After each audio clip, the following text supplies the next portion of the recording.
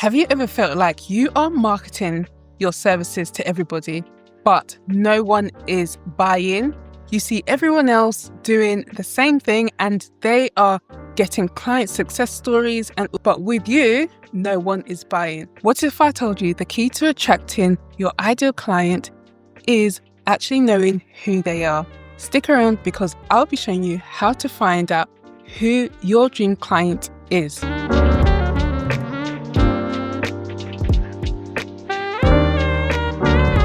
Hello and welcome back to my channel. I hope you are doing well. If you're joining me for the first time, I'm Phoebe, and on this channel we talk all things personal growth and freelancing. So if that's something you're interested in, make sure you click the subscribe button and switch on the notification bell to get notified anytime I upload a video. So in today's video, we're going to be talking about understanding who your ideal client is, who your dream client is.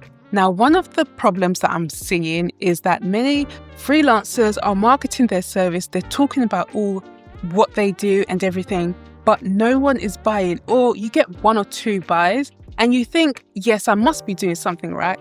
But then you're not really busy. You're not fully booked at all. And there's a reason for this. You're marketing your service to everybody. You're essentially marketing it to no one. That's because no one can actually relate with your content and understand what it is you actually do. The key is actually marketing your services to one specific person. And in order to do that, you have to know who they are. One of the things a lot of people do is when they're building their client, they talk about their age, whether they're male or female, and maybe where they live. And that's very, very surface level when it comes to understanding who your ideal client is. The key is actually going deeper and actually learning more about who your ideal client is so that you can speak their language. Today is all about how you can transform your marketing strategy so that you can speak to your ideal client. And this is super key if you want to grow your freelancing business. If you're enjoying this video, don't forget to like and subscribe. And also comment below if you have any questions or anything that's popped up for you, anything that you can relate with. I'd love to know. Let's talk about the common mistakes that you're probably making. So the first mistake you're probably making is you are speaking to everyone. Now, not everyone is going to be your ideal client. This is something that you have to realize because not everybody wants your services. So you really need to understand who is your ideal client. By speaking to everybody, you are speaking to no one. And this means that you're probably doing a lot of generic marketing. When you don't have a clear customer avatar, then you end up doing generic marketing, which means your marketing is too broad. If you're trying to speak to everybody, then you're essentially speaking to no one. But you want to make sure that your client avatar speaks to that one person. Mistake number two that many freelancers are making is focusing on surface level traits like their age, their gender, their location. Very, very basic things can really make your marketing very basic and not allow you to convert the way you need to convert or attract the people that you need to attract to your business. It's easy to fall into the trap thinking that your service is for everybody. But remember, not everybody wants what you have. So you really want to think about who your ideal client is and make sure you're very specific. Having a basic profile makes your messaging very weak and you're less likely to convert. The third mistake that people are making is not updating your client avatar. Now, when I say you're not updating your client avatar, I mean that the client avatar that you are targeting when you first start won't be the same client avatar as a growing business. Why? Because your clients are going to change. You're going to start understanding their needs more. You're going to start becoming more specific about their needs because of the people who are coming to you. So you need to make sure that as you are growing, you're revisiting who your client avatar is, looking at who are the people that are actually coming to you and who are the people that you've had to reject or you've said that you can't help. When you understand these two things, you can start to build on who your client avatar is and really understand more about them. You get to understand what it is that they want, what problems that they are currently going through, and you get to become more aligned with your ideal clients, or in other words, your client avatar. A well-defined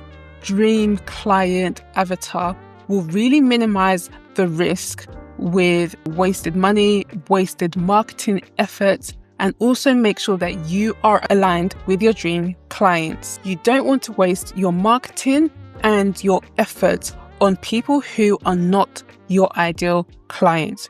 You want to make sure that you are spending your energy doing the right marketing to your ideal clients so that you can convert and support the people who actually need your services. By understanding who your ideal client is also means that you can charge the appropriate price.